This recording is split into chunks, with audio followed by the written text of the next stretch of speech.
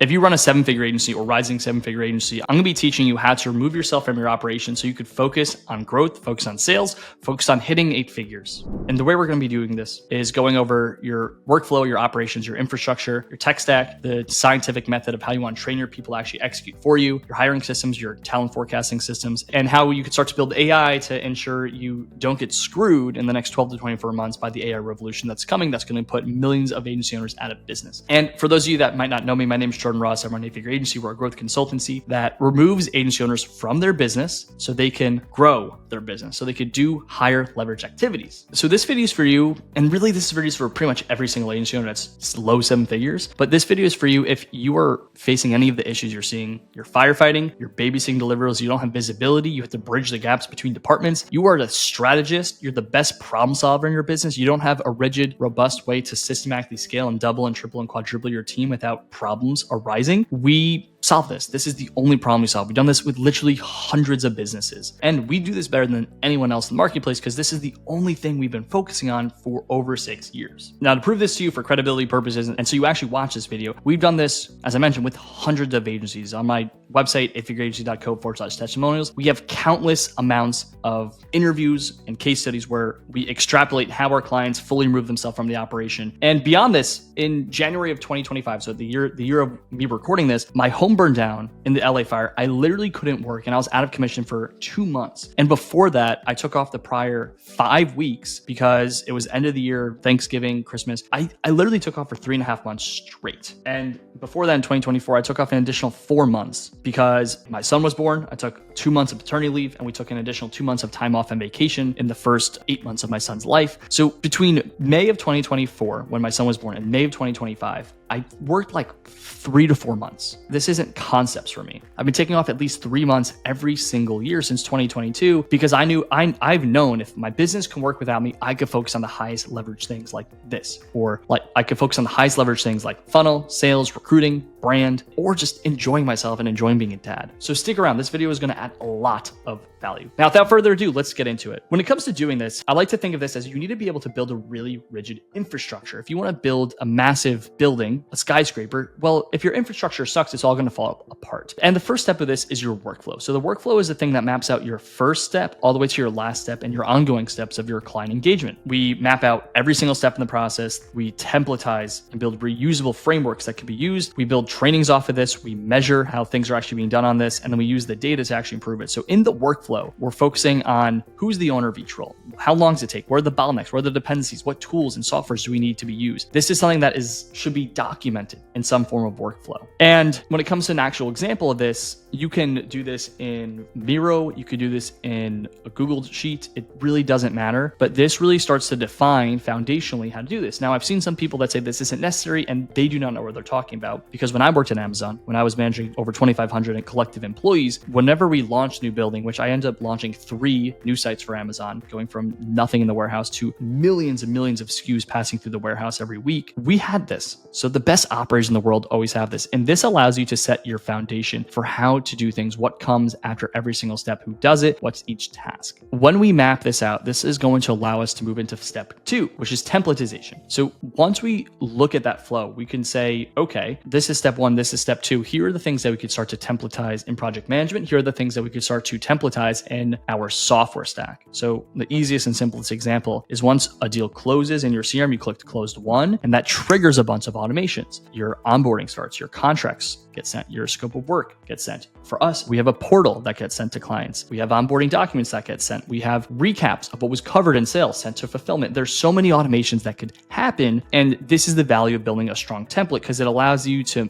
optimize so much. And I find a lot of founders, like I literally just spoke to a founder today. She's doing close to 6 million a year and her infrastructure is not explicitly defined. So there's a lot of variability in her process, which is why we do this. And one of the biggest outcomes of this process is setting extremely clear expectations and being able to set extremely clear, defined steps that you could hold your team accountable to. So what I like to say is when it comes to actually assigning KPIs and assigning roles and defining who does what, it all comes from this workflow. This allows you to have visibility into end-of-day reporting. So at the end of every single day, no matter what happens, I'm going to have a bunch of checklists that really start in this process sent to a channel where I can see, did my team execute or did they fail? This is exactly what we did at Amazon. If things are missed, they need to explain why they're missed. They need to explain how things are going to improve the next time. This is exactly what Amazon does, and this is exactly what we've been bringing to the agency space since 2019. So this sets your initial foundation. At this step, you have a defined flow. You can start to templatize things. You could start to put your flow into your project management. You could start to look at this. And here's the big one. You could start to build SOPs, because once you have a step in an actual process defined, you can literally start to record your process. So as you're going throughout your day and you now know you have a bunch of trainings that you need to build because you don't have these things defined for your business, what I like to say is don't go out of your way to build SOPs and trainings, record. You're talking to clients, your best team members are doing things or executing individually, click record on Loom and treat it as if you're having someone shadow you and build that training. We're going to circle back to how we could aggregate those trainings, but this really just defines everything that you need in your business. It's the absolute foundation that shows you what data is needed, what expectations need to be set, and how everything should be done. Once we start to set the operations, we start to templatize in software. We need to create visibility. And at Amazon, there's visibility behind everything. There's visibility behind performance, behind sales, behind,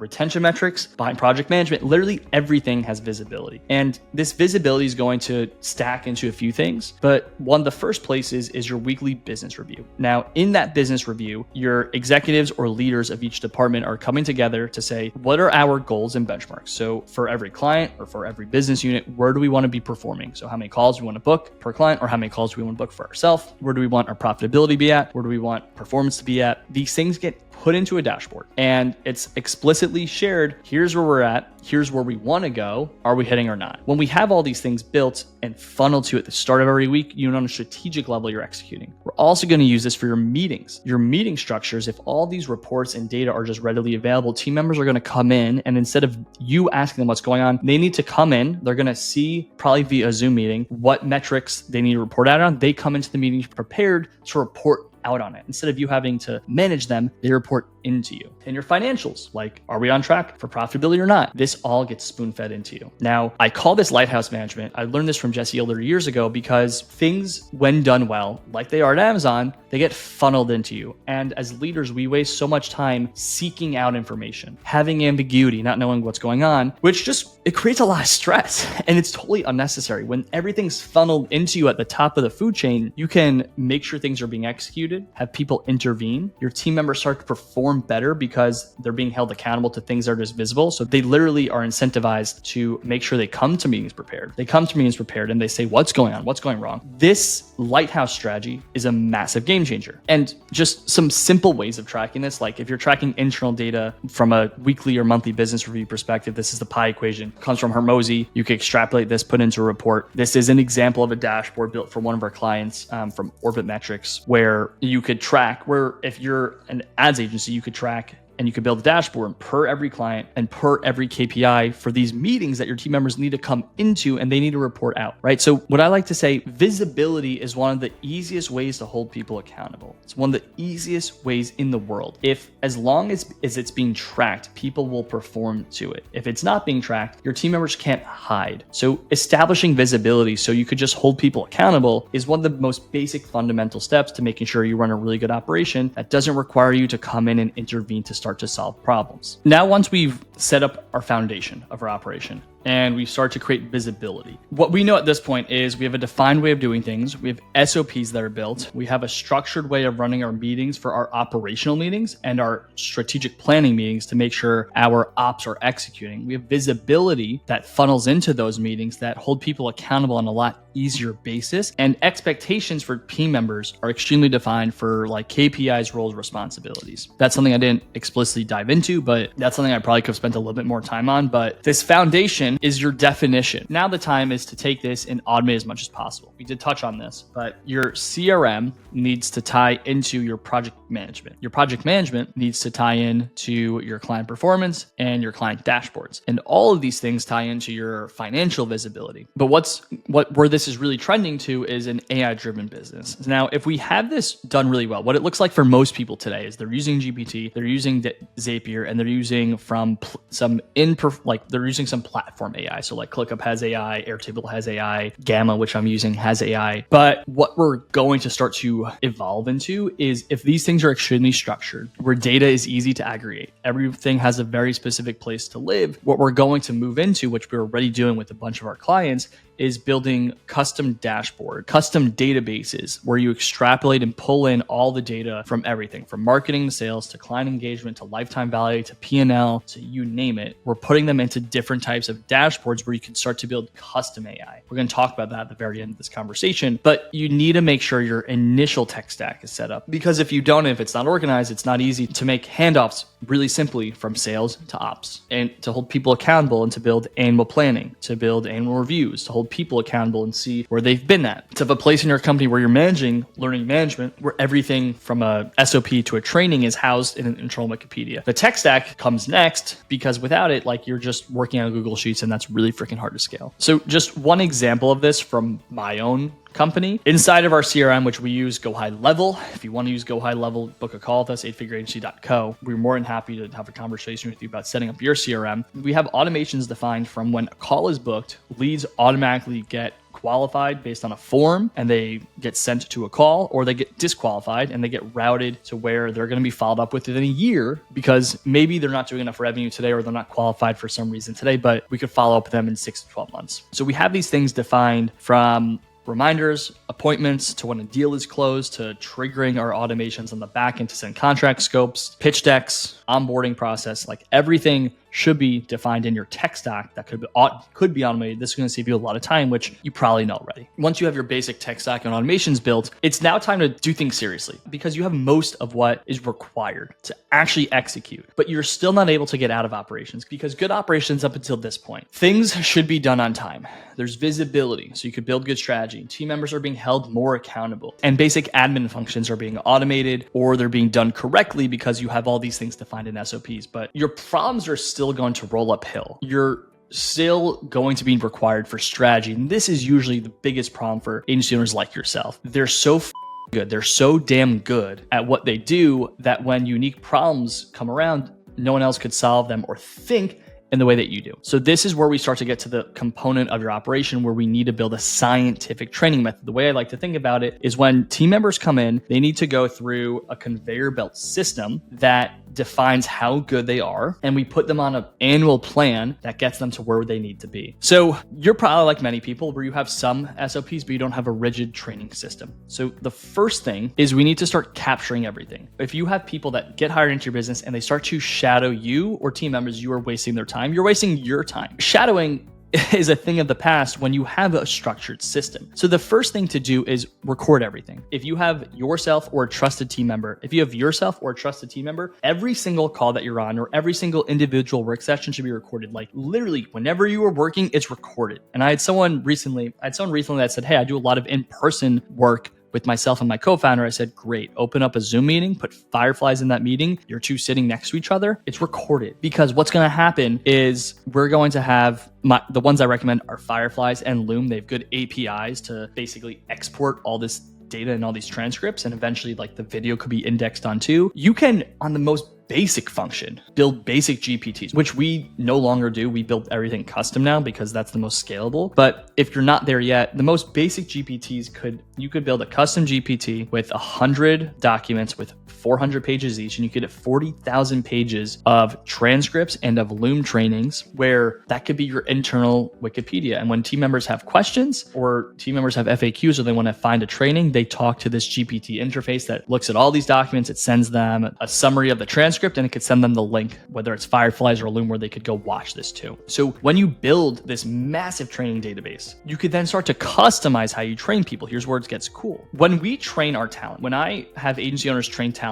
I want to build two very specific things. Number one is the skill gap analysis. And what this is for every single role that's at least relevant and important, there are many skills: general skills, soft skills, reporting skills, technical skills, content, keyword skills, like people skills. Like, you could basically bucket everything into hard and soft skills that need to be defined. Can this role do it or not? When you really define, going back to the process workflow, define what needs to be done for every role, and then you put that into a grid, and then we build custom onboarding assessments, basically from all the things you do. And when someone's going into a media buying role, a strategist role, project management role, there's going to be a bunch of tasks that we could say, okay, how good is this person actually? And we could build custom assessments with AI where when they fill out an assessment, we're going to have this output of the grid that says we have these skills, we don't have these skills. And even with AI now, we could even build like interview-based questions, or we could have a lot of this coming from the interview where the GPT could analyze transcripts from interviews and basically build level of benchmarking on how good they are at some soft skills from their interview skills. And now we have a custom analysis of what skills someone has. And then if you use AI correctly, you could build a 30, 60, 90-day plan that's indexed on how important some skills are for one role versus another. If I'm a media buying strategist and I work with clients, being able to make sure clients are bought in, conflict resolution,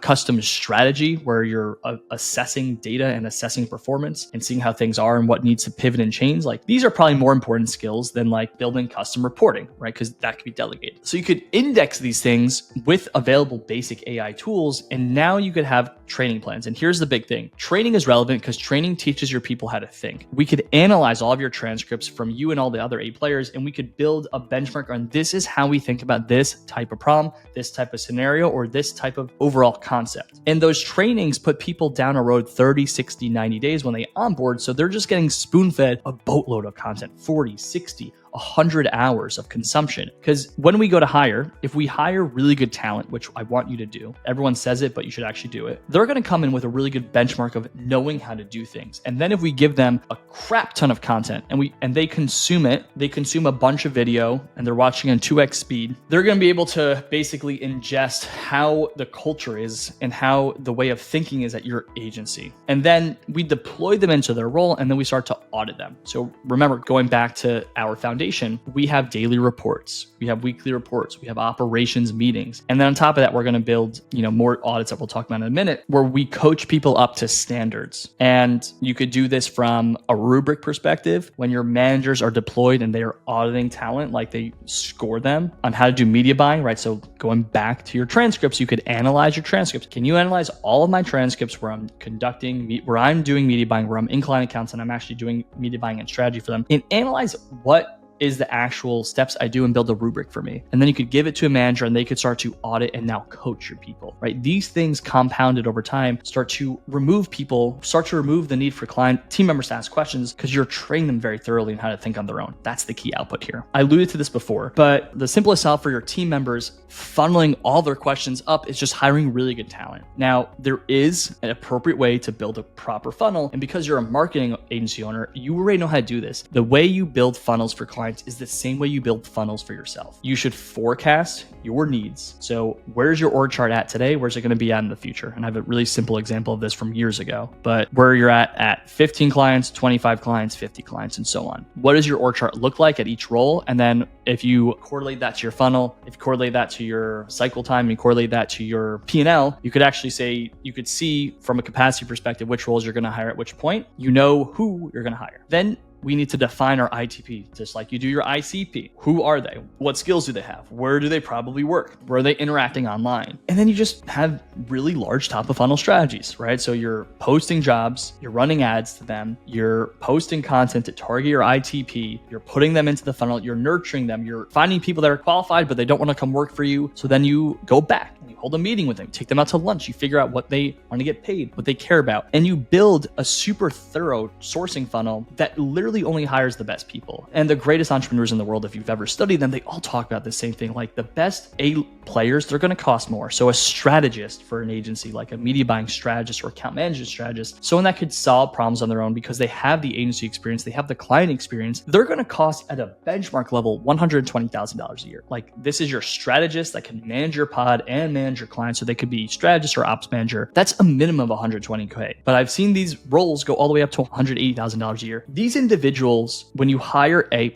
they don't escalate problems, they escalate solutions. They move faster, they take more ownership, and they build process for you. That's a key distinguishing factor. They have such agency and bias for action that they're going to start to make your process better. And when you onboard them into this really thorough training vehicle that indexes all their skills, puts them onto like 100 plus hours of content content consumption. So they understand your culture, they understand how you do things, they understand how you think. The output of that is someone that already knows how to do the function and the task and the job with alignment of procedures and practices built on top of rigid operations on how you do things step by step, visibility into reporting. You start to have a business that could work without you, right? With just these steps. So are you seeing how this could compound where when you do these steps correctly, your output is you have pods, 1 or 2 or 3 pods of teams that could literally operate without needing intervention from you. And now you could start to go sell. But we're not done, because the glue, the cement that holds this all together is your management. This is your multiplier. So the purpose of management in your business and in all businesses is 3 things. They're going to execute your operations plan. So remember those reports that we spoke about where every week you have benchmarks on departments on where they should be, whether it's your departments that are driving your internal funnel or departments that are driving accounts. They have an operations plan. We call this OP at Amazon. Your managers are meant to execute that plan. They're meant to develop and coach your team members. So we have these audits that we're doing. They're supposed to run those, and they're supposed to make sure team members get better and better and better, and they're supposed to retain them. So the way we do this is really simple. Number 1, we're auditing daily. So one of the checklist items for every manager in your business is that they've audited the appropriate checklist. So did they audit each of their direct reports checklist every day? So in their end of day report, that is a box they have to check off. I audited all my team members' checklists, which basically means they made sure that their team members submit things on time. If things were past due, they know about it. They're auditing team members' performance, and they're also auditing like client performance, especially if you're running high volume media buying businesses where clients might be spending $1 million or $2 million or millions of dollars a month. You should know data every single day. Secondly, like their ops meetings that they're running, which we've been talking about through this conversation, your team members are coming into those meetings prepared with data. So they are saying, here's where my accounts are at. Here's where my project manager's at.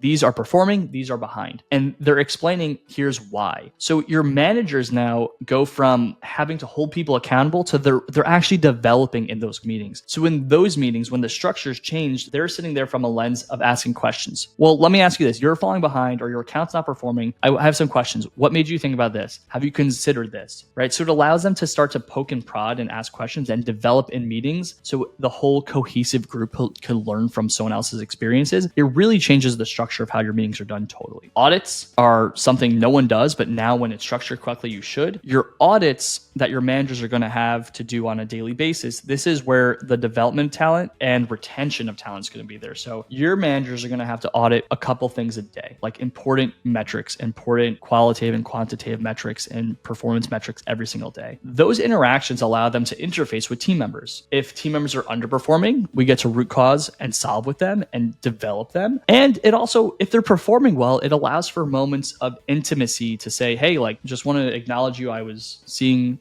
your performance and you're crushing it this week and you're doing great. So I appreciate you. Those required audits either create a developmental opportunity or a retention opportunity. So structuring your managers is going to drive all 3 of these things. And the final one is one-on-ones. So one-on-ones are one of the most important things that your managers can do, because the way I want your one-on-ones to be is, number 1, you have in your tech stack, you have a team member like portal. And in your portal, you have every month's one-on-ones and you have your annual reviews. But in your one-on-ones, when you onboard talent, I want you to extrapolate in an onboarding form. What are you getting paid today? Like what's your starting salary? Where do you want to be at from a 1 to 5 year perspective? What are your personal goals on a 1 to 5 year perspective? What are your professional goals? What are some personal aspirations that you have? And then if you are really like dialed in, you could do love languages, because if you know the 5 love languages, physical touch, acts of service, words of affirmation, like 3 of them. If you know how your team members like to receive love on a personal level, it's the same professionally. Now, you might not physically be on site with your team members, but if you know acts of service is a big one, your managers once a month have to do some form of an act of service to your team members. If you know your team members like words of affirmation, your managers on their checklist for every employee that has that as their love language, they need to shout them out. They need to acknowledge them. And if your managers are shifted to one of their 3 KPIs is retaining your talent, in those one-on-one meetings once a month, they are project managing your team members' goals. So not only have we spent a lot of time building the operation correctly, building our tech stack correctly, building a really rigid sourcing, hiring, onboarding, and training process, if we keep everyone there because we're paying them very competitively or we're paying them just as good or better, if we're giving them space to work autonomously to solve problems on their own, and we're giving them the ability to where we advocate for them, we genuinely care about them, they're not going to go anywhere. So your best talent's going to get better. they're going to stay. You're going to build an ecosystem where team members start to take ownership and own parts of your business. And this is how you start to compound a true actual business. The only way to do that is building correct management. And the thing that puts a bow on all of this, I have a video on this on my YouTube channel, how to do a good annual review, is the annual reviews. So annually, we kind of restart this process. But on the annual review, we do self-evaluation, where based on their KPIs and their performance, they rank themselves. Team members will give them 360 feedback based on how they performed and based on company values, which we're not going to go too deep into, but company values define how you want to play the game. So at Amazon, we had bias for action, customer obsessed, and earn trust, ownership. Like when I would do a 360 assessment of someone else or myself, I would say these were your 3 biggest attributes that you lived by, and these were the 3 biggest leadership principles you didn't. So these things reinforce culture. And the output is you get a scoring that allows you to benchmark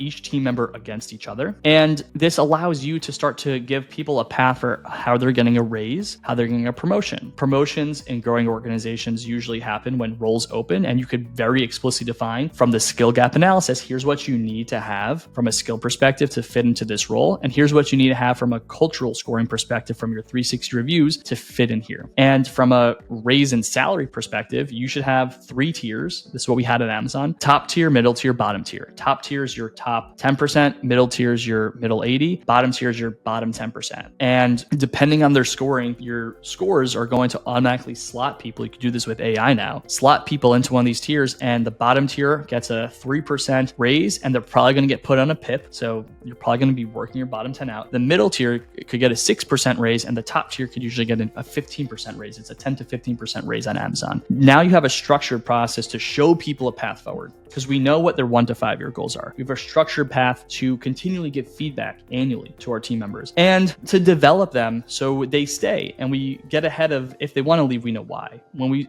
put this all together, our business starts to work really well without needing you, because you have ops managers in roles now. You have team members in roles where they're getting things better, and you've set expectations like, don't escalate to me, complete the process and escalate to your manager if you have a question. And one rule that I've always set is good organizations have people that escalate solutions, not problems. So these are some of the things embedded in this process of management too. So at this point, like, this is the structure. This takes like easily 9 to 12 months, all those things to build. But what's happening now is if you build AI into this and build AI while you're doing this, holy, you can really take a crazy amount of market share. You could also build crazy margins, especially between 2025, 2026, when this is still very new and only the early adopters are doing this. But what does this actually mean? So first, if you've done all this, you can start to build AI really well when we come to the workflows and roles section. So we're going to circle back to that. But I want to explain, what does it actually mean to build AI in your agency? So first, you need to set up your databases. There's a few databases, but the vectorized database is the big one that everyone knows about if they study this area, where you are extrapolating and exporting all transcripts, all emails, all Slack calls, all client calls, literally everything that go into this database. And this is where AI can build reasoning and logic off of. There are other databases like relational databases and things like that, where you could export like financial data and client performance data, so it can make reasoning and logic and reports, and many functions and tasks can be done off of that. But when you start to build your own AI, you're going to be focusing on your own IP, which makes your business a lot more valuable if you want to sell. You start with your databases, and then you're going to start to build what I call your evergreen agents. So these are the functions that always need to be done, and these are a lot simpler. Example of one is you have a media buying agent that's going to monitor KPIs, alert,